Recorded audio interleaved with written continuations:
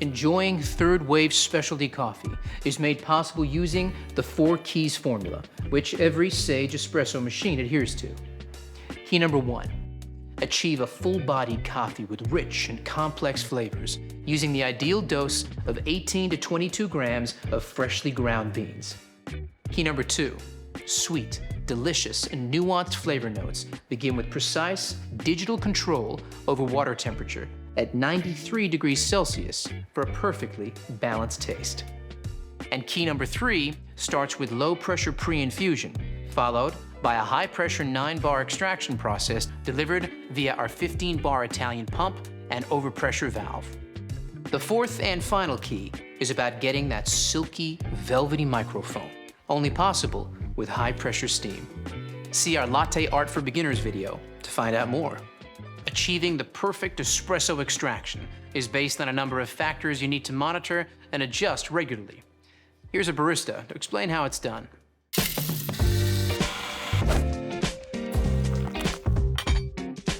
Okay, so you have your specialty coffee beans and you're ready to hit that brew button.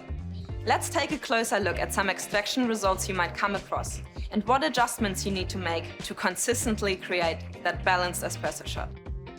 Baristas call finding the optimal extraction dialing in. This is because it usually revolves around just adjusting the grind dial to get the right grind size. Ambient temperature, humidity, and age of the coffee all play a part in the optimal setting, and it can be tricky. Pay attention to the shot clock as each extraction starts. If your espresso is flowing too fast, it's under-extracted, and you'll need to decrease your grind size, making it finer for the next coffee you make. However, if it's flowing too slowly, it's over-extracted. So increase your grind size, making it coarser for your next coffee. Keep an eye on this each time you make a coffee for that perfectly balanced shot. Just like this. Brilliant, Leo. Sage espresso machines take care of everything, so all you need to be aware of is dialing in the grind.